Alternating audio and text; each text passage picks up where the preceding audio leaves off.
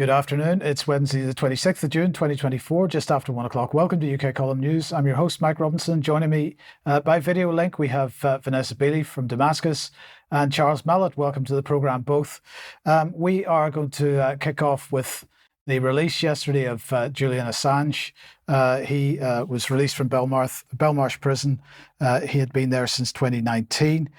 He got on a chartered aircraft, which flew him to Bangkok initially and then to Saipan, which is apparently an unincorporated organised territory of the United States. And there he had took part in a court hearing. I'm sure everybody knows this by now, but anyway, he pled guilty to one charge. He was due to be sentenced to 5 years in prison, and with time served, he was released. And well, you've just seen him getting off the aircraft again in Australia. So Assange out of prison. Well, I guess we can have a discussion about that. But if we look at this, what was the BBC's response? Campaigner or attention seeker? So first of all, Charles, I don't know what your thoughts are here, but does the average attention seeker, do they spend 14 years in incarceration of various types? Good afternoon, Mike. Good afternoon, all. I don't think they do. No, I think that's extremely unfair and really deflective sort of look at it by the BBC. And I think the question really now should not be about his current predicament, but should be a chance to go over what has happened to him, what did happen, and to have some redress for him, but also to be able to make sure that that cannot happen to anybody again. Well, indeed. Now, the Australian government seems to have had quite a role to play on this. Now, of course, historically they haven't, but there has been a change of government in Australia, and the new regime there seems to have been a bit more proactive about sorting this out. So whether their latest actions, including delegations sent to the United States Congress at the end of last year and so on, whether that had anything to do with it, I'm not sure. Of course, we can't underestimate the campaign that's been run over the last number of years by WikiLeaks and their supporters.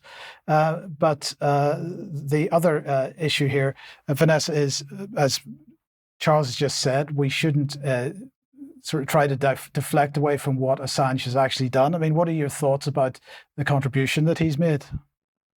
Well, he's done everything that the BBC has never done. I mean, he's held power to account, and he's also enabled through the WikiLeaks files journalists that are looking to hold power to account. He's enabled them to do so. And I mean, you know, we don't have the time right now to go through the very long history of information that has been used for good, basically, from the WikiLeaks platform. So, you know, that's the bottom line, really. He's done what all journalists and legacy media should be doing, and which none of them do. And that's why he's vilified.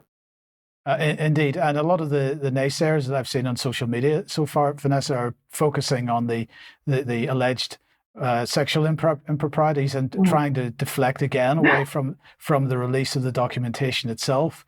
You know, at the end of the day, he has apparently pled guilty to a charge of actually inciting the release of documentation. So the argument of the other side in this court case is that it wasn't that he was just handed documents by whistleblowers, but he actually incited that handing over of whistleblowers.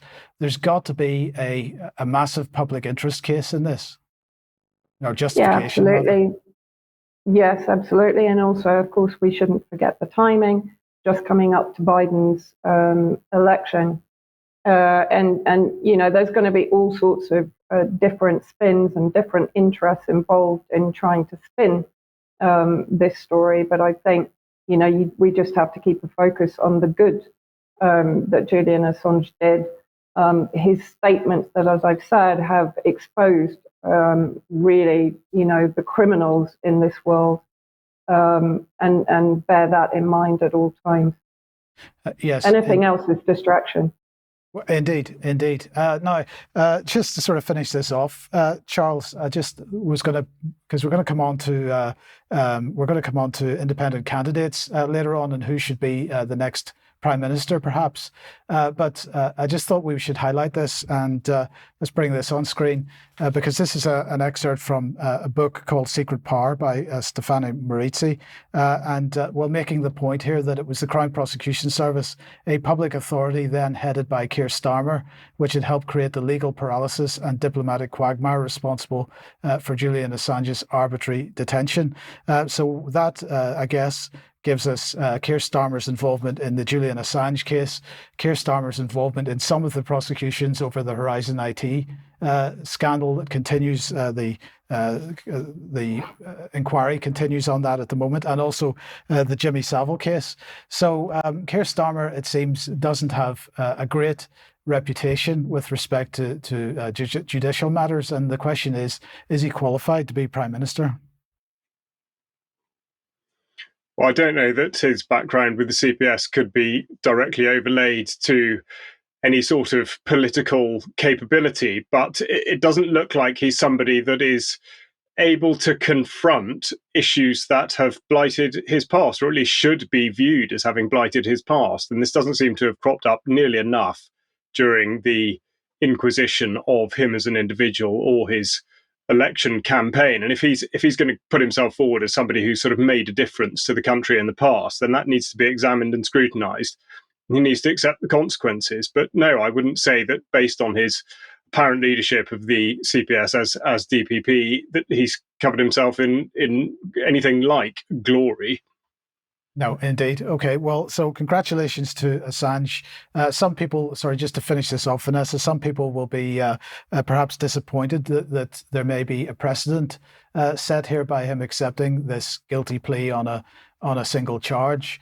But it seems to me that if there's going to be any criticism there, then people need to also have spent certainly several years in Belmarsh and a lot of years in another form of incarceration before that, before any criticism is levelled. Absolutely. Walk in his shoes. I think that's, it's a very unfair criticism. Look, as I said, look at what he's achieved, look at what he's done, look at what he's gone through, and leave the guy alone. I'm only sad, actually, that John Pilger didn't live to see this day. I think he would have been overjoyed. Yes. Okay. Well, look, let's move on to another serious issue at the moment, and that is the situation with respect to Lebanon and Israel.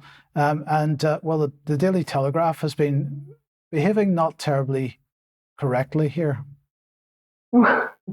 Yes, I think a call should be made to Mariana Spring of BBC Verified to follow through on this story. Quite extraordinary, actually, from the Telegraph.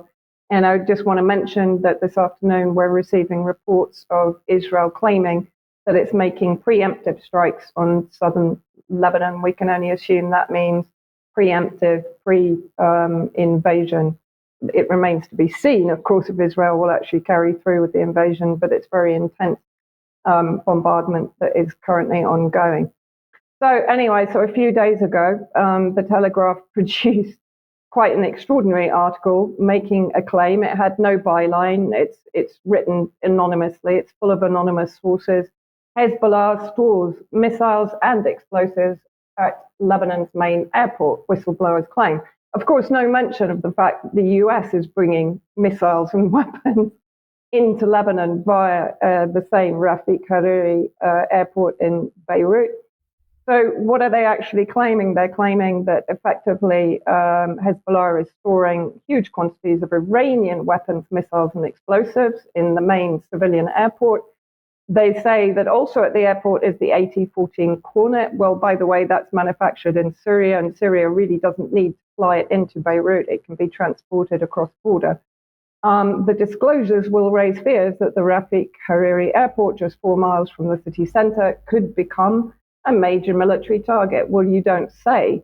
The fact that the Telegraph actually produced this article at this stage in the conflict between southern Lebanon and Israel is absolutely criminal, in my opinion. They then made the claim that a security source at the International Air Transport Association told the Telegraph, "We have been aware of this for years, but we are unable to do anything without international legal action."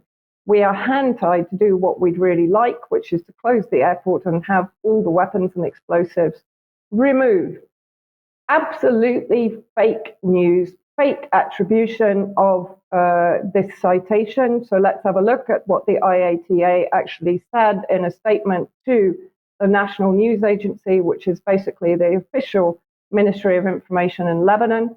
The quote is completely false and misattributed. IATA has not made and will not make any comments on the situation at Beirut Airport. We've no involvement in the political or security situation in Lebanon and would never comment on such matters. We alerted the Telegraph to the error, and the newspaper has since updated the article, removing IATA's name. Well, yes, they did remove the section which mentioned IATA, but with absolutely no retraction, absolutely no explanation of why the article was not only altered in its text, but also in the headline too. Beirut airport bosses deny it's being used to store Hezbollah weapons. And what is particularly dishonest, if you go to the original URL and click on it, you arrive at the new article with no explanation, no retraction, no update, no apology.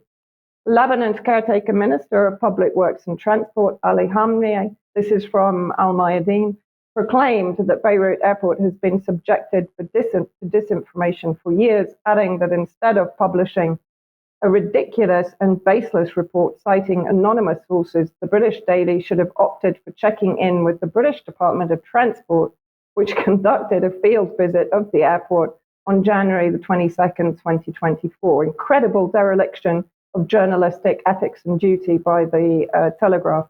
Greg Carstrom, the Economist Middle East correspondent, I'd love to know the backstory of who at the Telegraph decided to publish something so transparent that no one, even our foreign staff, was willing to put their name to it. Lebanon's caretaker Minister of Information, Zaid Makari, accused the Telegraph's article in a post on X of contradicting the principles and ethics of journalism, and called on all media outlets not only to denounce it, but also to expose the goals behind its publication in these circumstances, in particular, stressing that they are not innocent. I would agree with that. The Telegraph is complicit in any escalation that includes the bombing of a civilian airport in the center of Beirut. This is translated from Arabic in Al Akhbar. Diplomatic and media tour of the airport facilities was immediately organized, and British Foreign Office staff in Beirut denied any collusion with the Telegraph and basically distanced themselves from the Telegraph, which is kind of interesting because we know that the Telegraph pretty much works hand in glove with intelligence agencies in the UK. So this was a quick report by actually a reporter from the National News Agency, so not affiliated to Hezbollah, during the visit to the airport.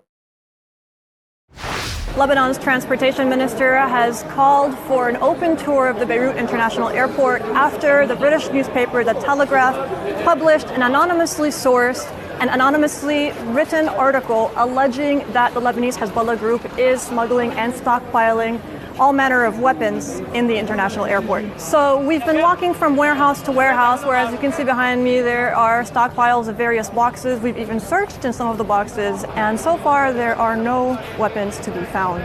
The Telegraph article alleging all sorts of weapons in the civilian airport has caused critics to be concerned that the newspaper may be manufacturing consent for a potential Israeli strike on the airport, which Israel has done in the past.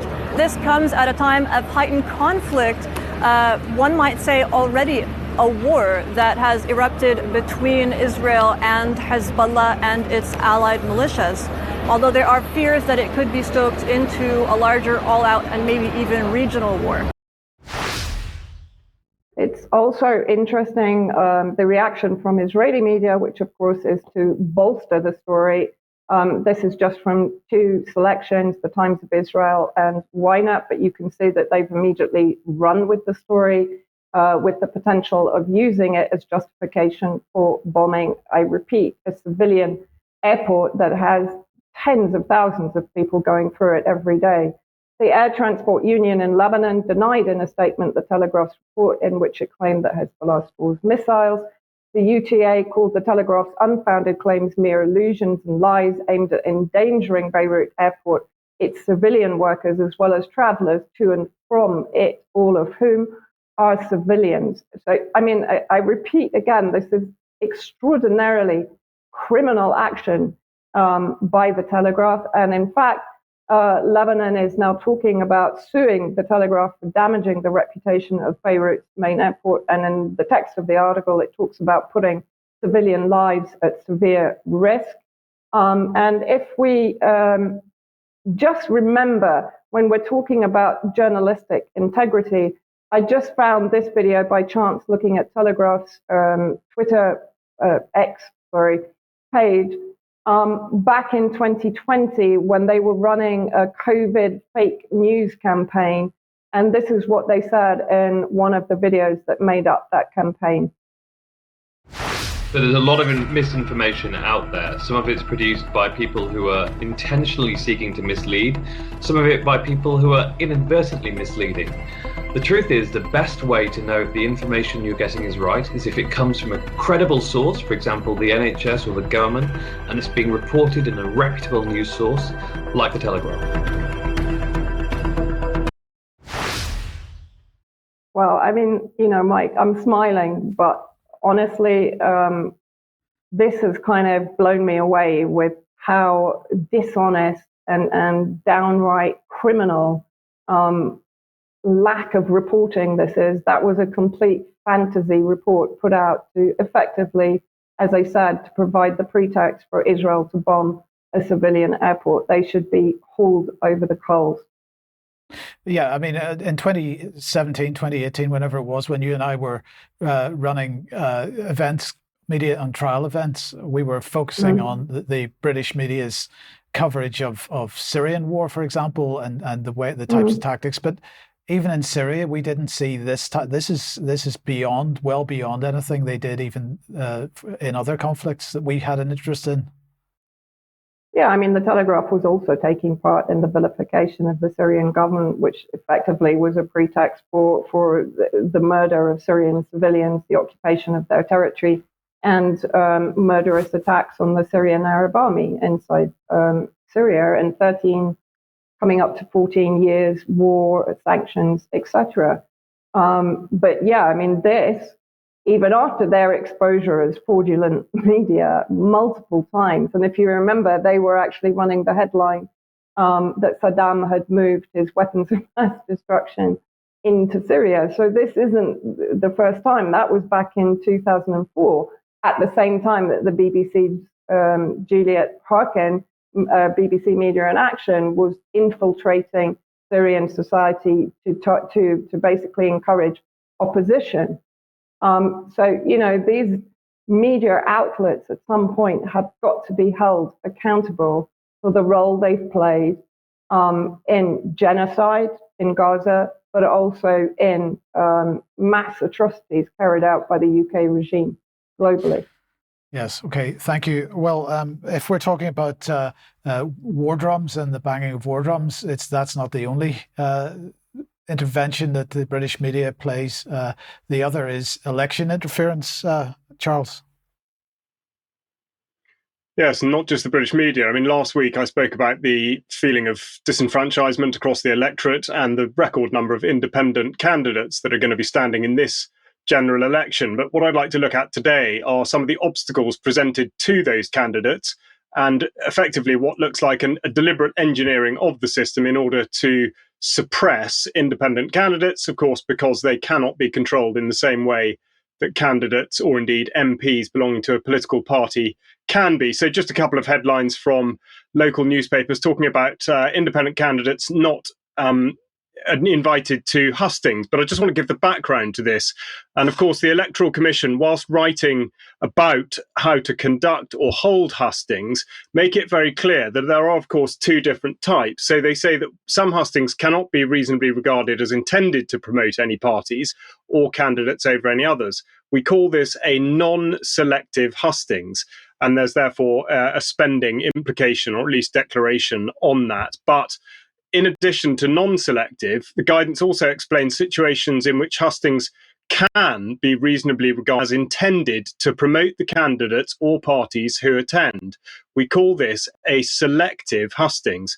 In this case, either the hustings organizer or the candidates or parties may need to account for the spending. Now, that therefore is that actually it's not the Electoral Commission that dictates who would be invited to hustings, it's the organiser. And we'll just have a run through of some of the possibilities or some of the slants on hustings, which might dictate exactly why independent candidates wouldn't be asked. So first of all, we'll look at Friends of the Earth. So obviously there's going to be an environmental bent to hustings organised by Friends of the Earth. We've then got from West Coast Today, the Oban hustings.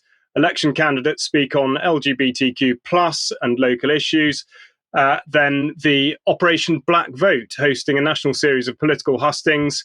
Then we go to the Muslim Council of Britain, hustings at mosques, and then Jewish community hustings written up for the general election 2024. So the point about that is that there is, in effect, no control mechanism by which an independent candidate may squeeze themselves into these selective hustings. So that's the first part of it. The second part, as Mike says, is the media coverage.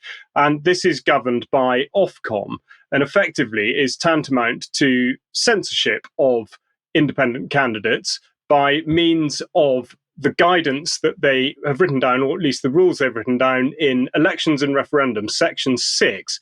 So particularly Section 6.2, due weight must be given to the coverage of parties and independent candidates during the election period.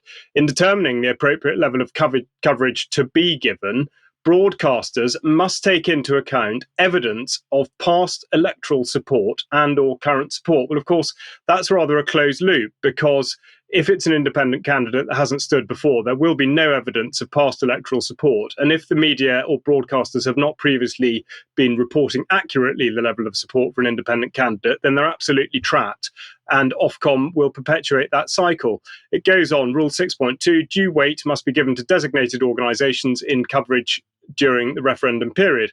Broadcasters must also consider giving appropriate coverage to other permitted participants with significant views and perspectives. Now, that is a very, effectively ambiguous statement in which it might be interpreted in any way. Permitted participants with significant views and perspectives. Well, who judges that? There's guidance on this. And of course, Ofcom actually clarified by saying it's an editorial decision for the broadcaster as to what constitutes appropriate coverage in relation to Rule 6.2. The concept of giving due weight as required by Rule 6.2 is flexible. Its application depends on the electoral context. So it's quite clear to see that the system is such that the independent candidates may be shut out at will, not just by the organisers of hustings, but also by the broadcasters. And the other thing I just thought we'd look at, given that it's Pride Month, there's been some talk about the Labour manifesto and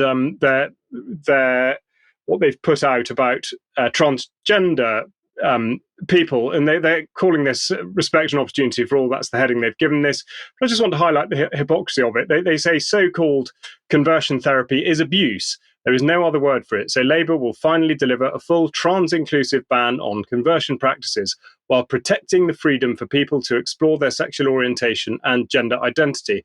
Of course, given that it is Pride Month and given that there is a wave of targeted propaganda at particularly young people with the apparent benefit of being able to change gender at will, the fact that they are describing conversion therapy as abuse is telling, and of course back to front, because in effect what they're allowing for is conversion therapy, or at least is the absolute encouragement of people to change gender in the first place. They then go on to say they'll modernise, simplify and reform the intrusive and outdated gender recognition law to a new process, will remove indignities for trans people who deserve recognition and acceptance, whilst retaining the need for a diagnosis of gender dysphoria from a specialist doctor, enabling access to the healthcare pathway. Now, there are many issues that crop up there, but I think the main thing that's never concentrated on in this debate are these supposed healthcare professionals who are actually providing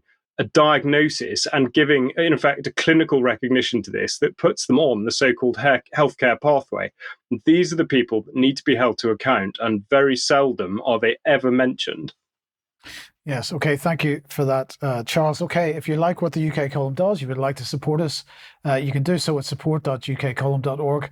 The options are there. Membership is £5 a month. We do need your support. If you can do that, please help us out. But do share it material you find on the various platforms, not Facebook, but certainly ukcolumn.org and ukcolumnextracts.co.uk. You could pick something up at the UK Column shop. And I will say again, a massive thank you to everybody that's grabbed a copy of Your Life in Their Hands. If you haven't got a copy of this yet, we are encouraging everybody, especially members, to get a copy. We want this distributed as far and wide as we possibly can. So if you haven't got a copy yet, please do get hold of one. Okay, we have the interview you did, Charles, with Mark Byford on the website.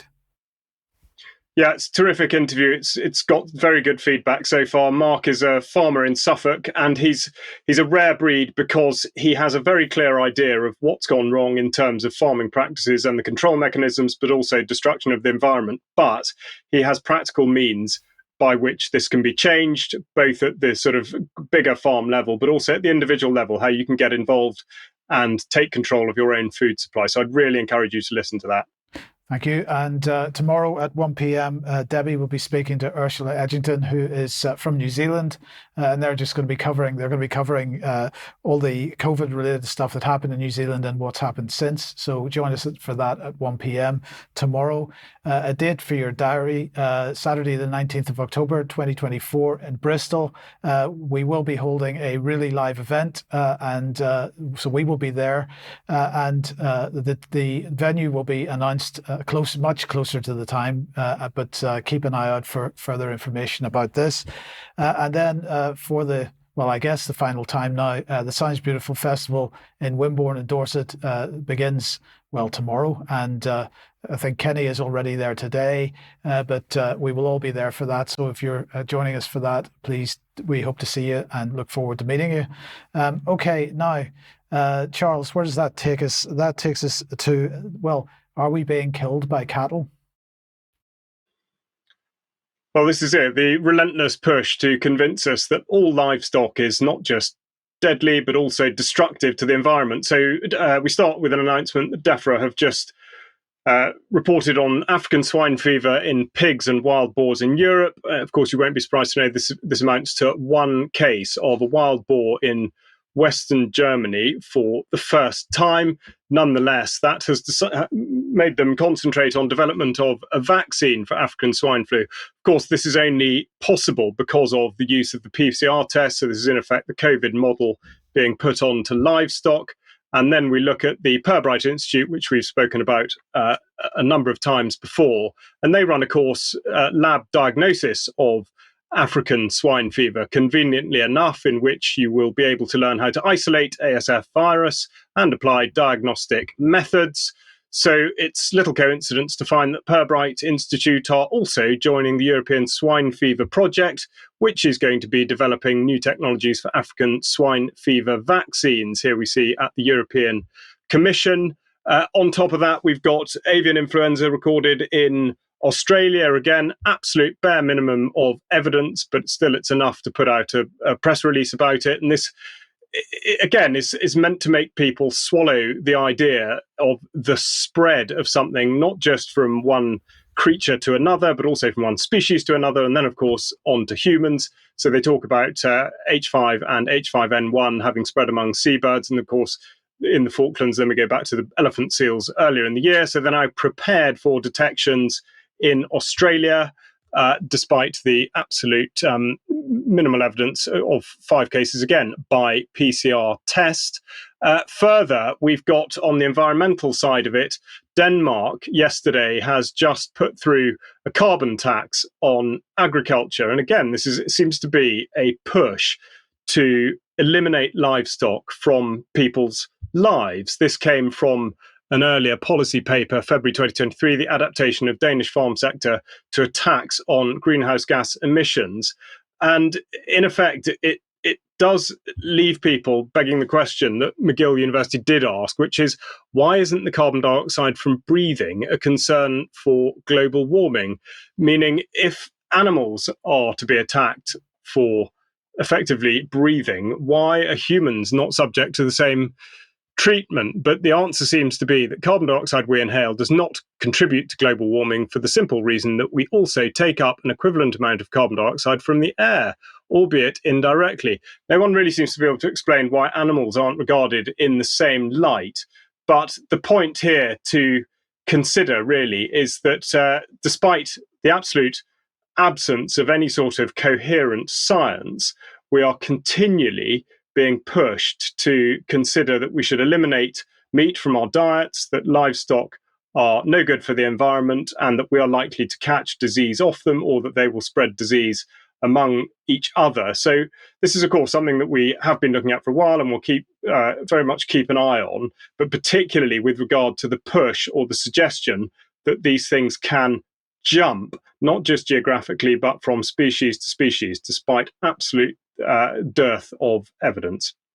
Yes, but I would argue, Charles, they are absolutely encouraging us to believe that humans are contributing to global warming through breathing out, which is why they want to stop us breathing at all. And we'll come on to the war policy a bit more in a second. But in the meantime, of course, we have a situation, if we put this on screen, of the net zero policy being used to justify more and more lithium-ion batteries being created. And what we can see on screen here is the sparks and the eventual burning of lithium batteries in South Korea, in a manufacturing facility in South Korea. This killed 22 mostly Chinese migrant workers. It injured another 8. So this fire, as you can see, began after the batteries exploded. But then we, in a second, we'll move on to Glasgow, because in this case, well, that was South Korea. So let's have a look at the Glasgow video, and very similar kinds of pictures in terms of the smoke coming out of this. But this was on Sunday night. Firefighters at the scene to try to deal with this. This was a battery recycling facility. But the key thing here is that what did we see on social media afterwards? But we saw allegations that isn't it a coincidence that we had 2 such incidents happening very close together in time, and immediately after the Russian North Korean defense pact was done. And so the suggestion was that these 2 events were somehow linked to some kind of sabotage by the Russians. Well, I haven't seen that. While that was going out on social media, I didn't see that going out in mainstream media. But already we're starting to see the narrative start to build. So this is the Wall Street Journal, I believe, from a couple of days ago. Russian saboteurs behind arson attack on German factory. And I have to say, Charles, I find this really unbelievable. More nonsense, fake news from the mainstream press pushing a narrative. But the suggestion that lithium fires happening in factories, which these things happen on a fairly regular basis. And you've highlighted yourself the fact that the British Fire Service extremely concerned about, storage facilities in the countryside for storing energy in lithium ion batteries being a fire hazard, which is not understood. But we've got to divert our attention from that and look at Russia being responsible instead. On the donkey. I mean, if you can nail Russia for it, then why not? Also, filling pages with this sort of stuff stops you from asking politicians real questions in the run up to the general election. But yes, I mean, what they should really be concentrating on here is how the United Kingdom is using lithium battery and battery storage facilities. And exactly like you say, we've pointed this out, and the fire services up and down the land have massive concerns. And you could tell from that video in Korea, you cannot put those fires out. So it's not just the fire, but it's also the environmental hazard during and after the fire. And there's just no regard given to this. There's absolutely no investigation of this policy to potentially destroy large swathes of the environment. And it's not going to get better. Indeed. And just before you come on to your energy segment here, Charles, I just want to make the point. These fires can't be put out because once these batteries go on fire, they start generating their own oxygen supply. And that, of course, means that you can't easily put them out. You can't sort of smother them to create a barrier between the oxygen in the atmosphere and the fire, because it's generating its own oxygen. So it's really dangerous. But anyway, you have a segment on energy now. I do, and that's it. But we should go into this considering the implications, which are that lithium is required in an awful lot of what are called renewable technologies. But I'm going to start with what's happening in London at the moment, which is the Breakthrough Energy Summit. And that, of course, is going to focus on all sorts of renewable technology. It may not surprise you to learn that Bill Gates happens to be the founder of Breakthrough Energy. So he's managed to come over here for this summit. But it's worth pointing out that a couple of weeks previously, he put a message on X saying that I've been waiting for this day for nearly 20 years. Today we broke ground on the first ever Natrium plant in Kemmerer, Wyoming. This next generation nuclear power plant is a big step towards safe, abundant, zero carbon energy. So what we're going to look at is effectively what you're able to do with enough money and control to be able to shape policy in order to stimulate demand and then make money from the results. And Bill Gates also has an enterprise, conveniently enough, which is just referred to in Wyoming, called TerraPower, which is addressing surging global energy demand and preserving a sustainable future with the precise balance between renewable and nuclear energy. Now, this is not the first time it's been mentioned by UK column. Debbie Evans had this in her blog back in May 2023. But the significant development here, as far as Gates is concerned, are severalfold. First of all, on the business case, we've got the former Department for Business, Energy and Industrial Strategy forecasting an enormous upsurge in nuclear power capacity and therefore demand for construction and capacity over the next few years up to 2035. So it's good timing from Bill Gates there. But the next thing to point out, of course, is that there is a health element to this.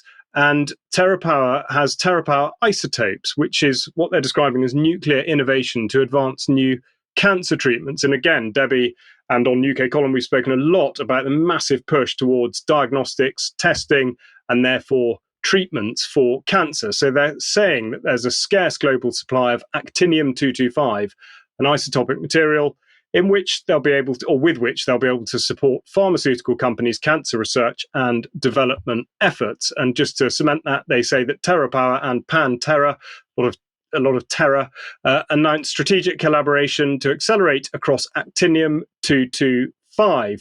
So again, good timing, because Macmillan Cancer Support show that there is a forecast. Admittedly, this does correlate very strongly with the rollout of new pharmaceutical products from the end of 2020 up to the present day. But also interesting, we see the drop-off of diagnoses, but a relatively flat line for death. So again, in terms of marketing, what Gates has to is being able to, in effect, by testing, sell a product based on a test result, as opposed to anybody necessarily being as ill as they might appear to be from the test. But just finally, we go to AstraZeneca, and they have announced that they have acquired just this month, June 2024, Fusion. And Fusion is part of AstraZeneca's oncology portfolio, with the addition of Fusion Pipeline of radioconjugates, including their most advanced program, a potential new treatment for patients with metastatic castration-resistant prostate cancer, and brings new expertise in pioneering research and development, manufacturing, and supply chain capabilities in actinium-based radioconjugates to AstraZeneca. So there we go. That's the whole circuit closed effectively by organizations like TerraPower, who are able to stimulate demand for such energy technology by shaping the policy, because they give the right amounts of money to the right organizations, and therefore we're driven down a renewable and nuclear channel. Then demand opens up for nuclear, and they have a sort of health derivative. So it's very well sewn up, and it'd be very interesting to see what the health service does on the cancer diagnostics and testing and indeed treatments as a result of this. Yeah, thank you, Charles. Vanessa, let's come back to you and what you were talking about at the beginning about Lebanon and the issue with Israel. Let's get some more detail on this. Yeah, well, I think this is a dangerous part of what is happening in Lebanon right now, which of course is directly related to what is happening in Gaza. Hezbollah is fighting the Israeli forces in the north of the occupied territories to detract or to not allow the full force of the Israeli military to be used against Gaza. And of course, for them, the diplomatic solution is an end of the Zionist war against Gaza or genocide in Gaza. Now, what's interesting is that this article in Politico came out pretty much at the same time or just after the Telegraph. US to Hezbollah, don't count on us to stop an Israeli attack. Well, that can be translated as we endorse an Israeli attack inside the territory of Lebanon. US officials claiming to prevent a bigger Middle East war are leading an unusual or giving, sorry, I can't read that, warning to Hezbollah, don't assume that Washington can stop Israel from attacking you. Again, this is all, in my opinion, to basically put pressure on Hezbollah to end the conflict with the Israeli forces in the northern occupied territories. But if we then look at what they say at the end, it's not clear exactly what options Israel is considering against Hezbollah, which is not only heavily armed, but also wields political influence in Lebanon. This is an important point to make because, of course, the UK and the US, and I believe Canada, has designated Hezbollah a terrorist organization, when, of course, they are part of the political system in Lebanon. Sorry, can I just go back to that for 1 second? Okay, yes, sorry. Sorry, Mike. Yeah, there you go. Joint Chiefs Chair General C.Q. Brown has also had a warning for Israel. If a broader conflict erupts between Israel and Hezbollah, it may be more difficult for the US to help defend Israel compared with the April 13th missile barrage from Iran. That's because Hezbollah is geographically closer than Iran, but it's actually bordering the occupied territories, and therefore an attack requires a much shorter response time. And Hezbollah also has considerably more rockets and more sophisticated rockets than Hamas. And of course, we know that the IOF has so far failed to even dent the Hamas operations in Gaza.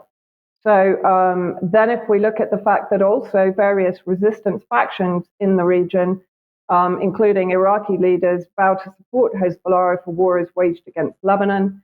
Iraqi Asayeb al-Haq leader Sheikh Qais Khazali threatened the US and stated that if they support Israel's attack on Lebanon, then all US interests in Iraq and the region will be a target. Similarly, a spokesman of the Iraqi resistance factions responsible for firing drones towards Israel announced that they are today operating from afar.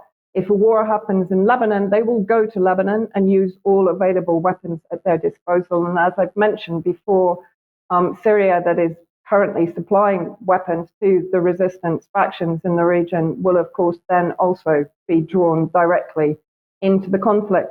Now, these were two reports, one from Declassified UK and one from Haaretz back in late October 2023, so only a few weeks after the October 7th.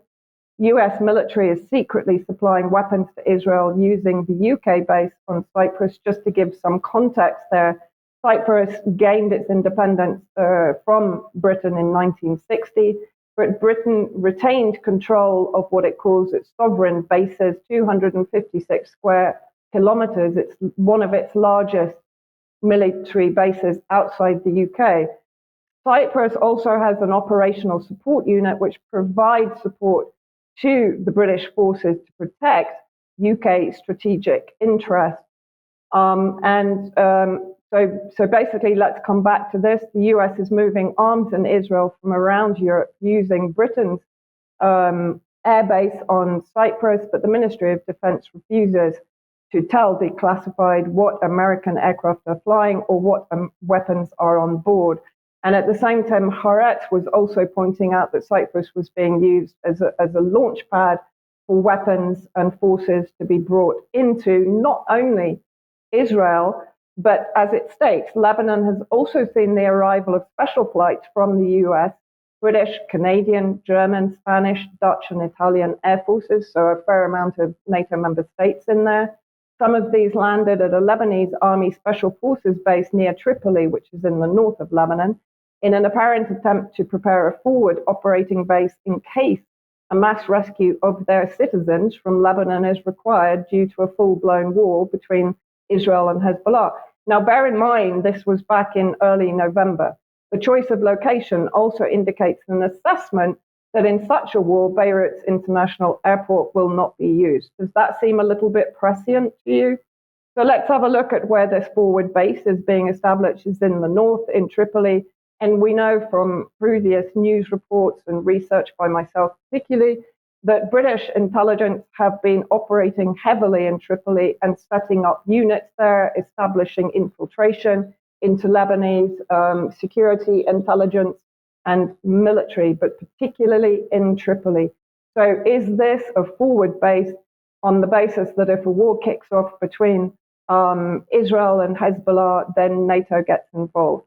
This, again, was from Al-Mayadeen, a long history of military cooperation between Cyprus and Israel. It's reported regionally that Mossad has very close relations with Cyprus intelligence. Why is this all kicking off now? Because Sayed Nasrallah, the Secretary General of Hezbollah, has actually warned Cyprus specifically that opening its airports and bases to the enemy, Israel, to get Lebanon means that it has become part of the war and essentially becomes a target for the resistance factions. Now, in May 2023 and May and June 2023, there were joint Israeli Cypriot military drills actually,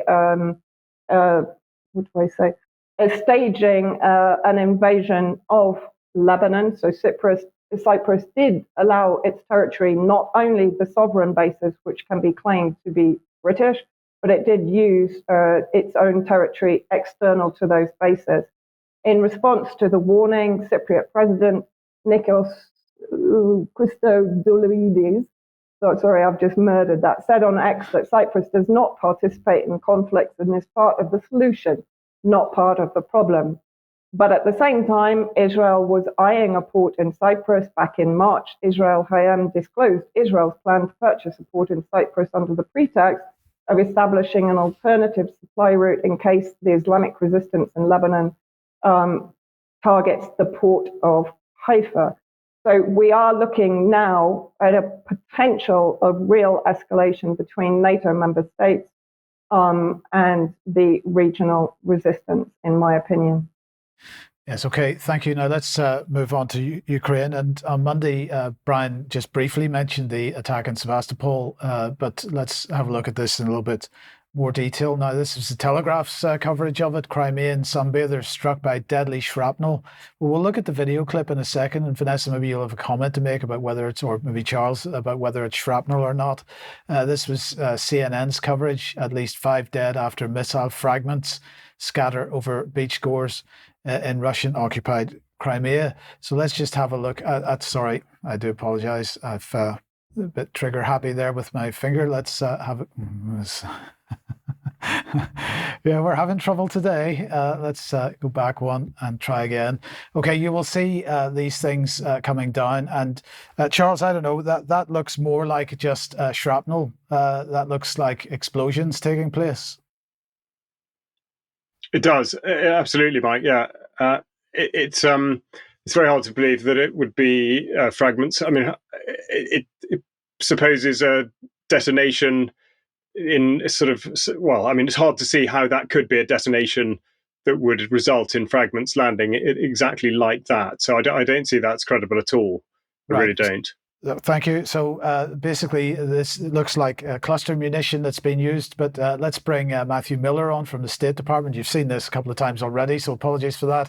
I'll just tell you what the ambassador said when she met with the Russian Foreign Ministry, and that is, of course, that we lament any civilian loss of life in this war. Yeah, well, we believe him there, don't we? We provide weapons to Ukraine, he said, so it can defend its sovereign territory against armed aggression. He went on to say that includes in Crimea, which of course is part of Ukraine, and Russia could stop this war today and end the suffering caused by the war in Russia, by the war Russia launched today, if it would stop its occupation of sovereign Ukrainian territory and stop launching attacks on civilians. He went on to say, I don't have any assessment of the underlying attack, including who was responsible for it, but I will say you've seen Russia make ridiculous claims about responsibility in the past. It's not unusual for the government of Moscow to make ridiculous hyperbolic claims about responsibility that aren't borne out by any fact. The hypocrisy here is off the charts. But anyway, of course, what's he referring to? Russia absolutely clear that these weapons could not have been fired without US help. They are US supplied weapons. They are cluster munitions. Now, in TASS, they quote the EU as saying pretty much the same thing. They're saying that there's the EU claiming that there's zero credibility that the US was involved in targeting this. The Russians themselves say the use of US supplied ATACMS missiles will be discussed at the next regular briefing on Ukraine, which will be held in July, as we do every month. But Vasily Nebenzia here saying, they are absolutely claiming that these are US supplied and therefore US targeted weapon systems. This is from Italy, this particular report, and we'll do a quick translation on what it says here. So the headline is Russian attrition continues. Italy is right to talk about negotiations. But actually in this article, it quotes an Italian military expert and director of a particular organization that's qualified in these areas. I won't try to pronounce the name. I'm sorry, you'll have to look in the article to see that. This person is quoted as saying the use of these weapons involves extensive US technical support. They're used with HIMARS launchers, and the attack is brought forward by a drone flying over the Black Sea. Drones take off from a Sicilian base at Sigonella and act as scouts and missile guidance. And he went on to say the US may have redeployed them from Greece. However, their main headquarters is in Italy, in Sigonella. They're long-range strategic reconnaissance drones called Global Hawk. So that's what's in the Italian media. In the meantime, here is the United Nations position on this from the UN Human Rights Office. Elizabeth Throssell here saying, while cluster munitions are not per se prohibited under international humanitarian law, it is the consistent position of the UN Human Rights Office that their use in populated areas is incompatible with fundamental principles of international humanitarian law. And I'm going to say thanks to Charles for this, because he sent me through this from the UK Manual on National Rules of Engagement. And it quotes here, calling for fire support. UK personnel engaged in multinational operations are able to continue to call for fire support using current procedures, even knowing that support may come from non-state parties in the form of cluster munitions. So that's that. And then from CSIS, the Centre for Strategic and International Studies, making the point that the cluster munitions agreements are signed by 123 nations, came into effect in 2010, but that Russia, Ukraine, and the United States have not signed the convention. And so perhaps that explains why the Department of Defense Law of War Manual that we talked about last week does authorize the use of cluster munitions, amongst other things. Now, Politico here reporting that France has deepened military ties with Germany and Poland. So another trilateral defense agreement done, this time between France, Germany and Poland. Now, of course, the problem here is that there's a snap election being called in France, so we see how that stands up following that. But this follows on from the report we did a couple of weeks ago on military mobility and PESCO and so on, and the fact that a whole raft of European countries, 22 EU member states, have signed the agreement on military mobility. And this is all about getting effectively US and British arms and personnel from the west coast of Europe to the east coast in order to do battle with Russia. I say that with tongue in cheek because they'll get annihilated if they try it. But anyway, in the meantime, the wonderful Hamish de Bretton Gordon has been up to his old tricks again. His headline in the Telegraph, once again, we're getting the Telegraph in as many times as possible today. Putin's nuclear arsenal is crumbling. Ukraine can take it out for good, is what he's claiming. So therefore, we don't need to worry. We can just go ahead and use nuclear weapons against Russia if we choose to do so. But in the meantime, what's Russia's response to this? Well, it is revising its nuclear doctrine, according to Dmitry Peskov here, as reported by Reuters. So this an extremely dangerous situation. The fact is, this is not an issue which is an election issue, as far as I can see at this point, aside from the comments that Farage may have made a few days ago. I think this needs to be an issue for the election. So I think everybody needs to be getting out there and making it an issue for the election. And that's what I would encourage. Okay, where does that take us then? Africa, Charles. Yeah, it does, Mike. Yeah, thanks very much. We'll just play a video now while I speak over the top of it. This is from Nairobi, scenes of the last scenes from the last 24 hours or so, in which there's been widespread rioting, looting, call it what you will, in government buildings. And essentially this is shown by Al Jazeera, but it's in response to a couple of very controversial pieces of legislation. Now, whilst this focus obviously is on what's happened in the parliament in Kenya, the lessons really are to be drawn for everybody, because it just shows how precarious, in a way, we all are when sort of legislation like this is put forward. That particularly was concerning the finance bill, and we'll just have a look at what the government put out in terms of debt management for the year. So the Treasury and Economic Planning Group put out their medium-term debt strategy, and they absolutely spelt it out, to be fair to them. The government will continue implementing growth-responsive fiscal consolidation through broadening of tax revenue base and rationalisation of expenditures in order to reduce the fiscal deficits. It's just worth drawing out there that the public debt, they say, is at 68.2% of GDP, whereas in the UK at the moment, the latest statistics from the ONS say that we're at 98.3%. But nonetheless, the other part of legislation that is in effect much more controversial is the Land Law Amendment Bill, or at least in some respect, which I'll just explain in a second. And in particular here, we see that this clause states that the owner of any freehold land or property situated within the boundaries of any urban area or city shall pay an annual land levy equivalent to land rent charged on a comparable leasehold land or property of the same size in the same zone. So obviously that's a slightly complicated way of saying that it doesn't matter whether you were previously a freeholder. To all intents and purposes, you are now a leaseholder. And of course, that could be something that is taken on by any other administration anywhere in the world. Concurrent with this is a memorandum from the United States designating Kenya as a major non-NATO ally, of which there are 18 existing ones. But you might be interested to know what the privileges of such an appointment are, particularly in light of the situation not just in the Middle East, but also with Ukraine and Russia, and indeed the sort of worldwide financial situation. So that you're eligible for loans of material, supplies, or equipment for cooperative research, development, testing, or evaluation purposes, critically as a location for US-owned war reserve stockpiles to be placed on your territory outside of US military facilities. Also, you're eligible to enter into an MOU or formal agreement for the purpose of conducting cooperative research and development projects on defense equipment and munitions. And again, just following Mike's segment, you're eligible for consideration to purchase depleted uranium ammunition.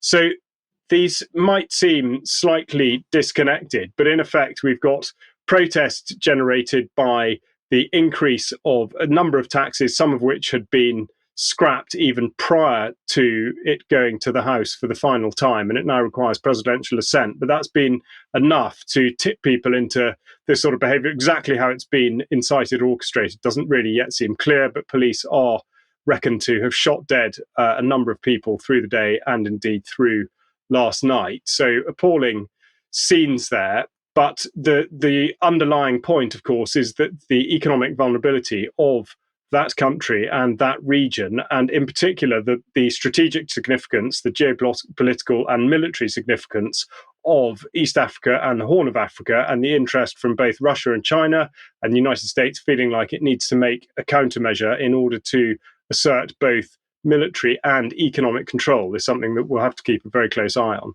Yes, indeed. Okay, thank you, Charles. And we're just going to end with this piece of news. So first of all, this is the National Crime Agency press release on the so-called leader of Lockbit, which is a cybercrime gang. They run, these sort of ransomware attacks on various organizations that we've been talking about over the last couple of weeks.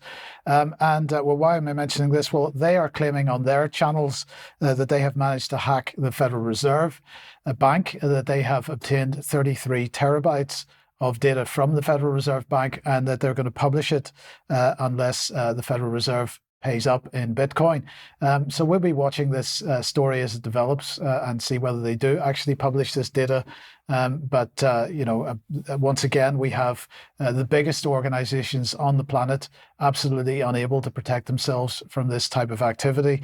Of course, the National Crime Agency attempting to draw connections between these guys and the Russian government and Putin in particular, because we shouldn't miss the type of opportunity to draw these types of connections and make sure that Putin is getting the blame for everything.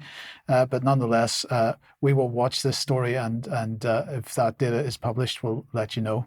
But we'll leave it there for today. I'm going to say thank you very much to Vanessa and Charles for joining us today, and to everybody that's watched. Stick around if you're a UK column member for some extra in a couple of minutes. But if you're not a member and you'd like to watch extra, please join us. We'll see you later. Bye-bye.